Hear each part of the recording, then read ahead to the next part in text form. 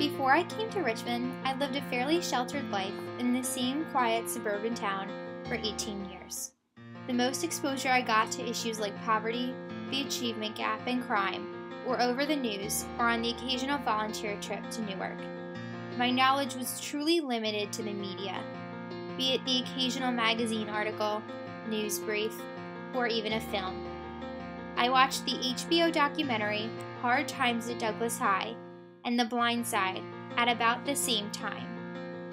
Hard Times at Douglas High focused on a high school in Baltimore that was not meeting AYP. Rather than focusing on teaching deficits or test scores, HBO sought to uncover what was really going on. I'm not young and I don't have somebody taking care of me no more, so I gotta do what I gotta do to survive and come to school and survive and pass all my classes. I'm doing it, but yeah. It's like I say like most people my age and most kids that's growing up my generation, it's not even really no home. Home not probably what you think it is, you know, you go home, your mother, your father. Home is just like a place where you lay your head. That's what it is for me. Honey, you're changing that boy's life. No. He's changing mine. Then, The Blind Side took a more micro-focused look at the achievement gap through the life of one student, Michael Orr. Taken in by a wealthy family, the Tuohys, he received extra resources and support to gain a football scholarship to Ole Miss. But the takeaway from the movie really was, who was helping who? And what resilient factors were added to Michael's life to take a child born to an attic with no home and who had been through 11 different schools before the 9th grade to eventually become an academic All-American football player. I believe that every child like Michael Orr had access to services like Youth Life, it would turn their life and communities around. When I first visited Youth Life, I was a bit skeptical.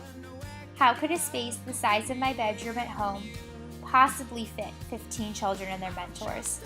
And how could we make a difference by just being there 3 hours a week? As I observed the interactions my first few weeks there, my skepticism quickly vanished. I saw that the goals of Youth Life were far beyond what I intended them to do, which was raise SOL scores. Instead, they examined and identified the sources of vulnerability in a child's life and aimed to provide them with services that create forces of resilience for both themselves and their families. Youth Life was way beyond just tutoring. It saw that for every child to perform well academically, the lessons didn't start in the classroom or even at tutoring. It started within the child and at home. There was one week where my child was just the epitome of difficult. He just laid his head on the desk and would not speak. He fought me every time I encouraged him to try just a little harder. He was getting so nervous and kicking his hands to the point where they started to bleed. My heart hurt just watching him. His identified weakness is that he has trouble keeping positive. My mentee was in and out of shelters for the past 6 months. He frequently does not get enough to eat.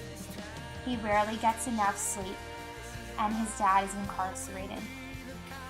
It seemed pretty clear to me why he had trouble expressing joy. There's little joy in his life. So, we started to celebrate the small victories, rewarding when we got one problem right versus a whole worksheet. That was the goal of his family too. They started to do things together, and my mentee was practically glowing when he told me about the picnic that he and his mom had at Maymont last weekend. I have to admit, I was glowing too. I started to realize that this intricate balance of vulnerability and resilience was something that Youth Life was trying to achieve. My original skepticism of the program was rooted in the fact that I didn't understand this. So are lawmakers. Making my mentee a better student started way before he even stepped in the classroom. It started from the day he was born into a high-risk population. If my mentee had received intervention services for high-quality parent-infant interactions, he might have been able to read a book much easier today. This has truly been a life-changing experience for me.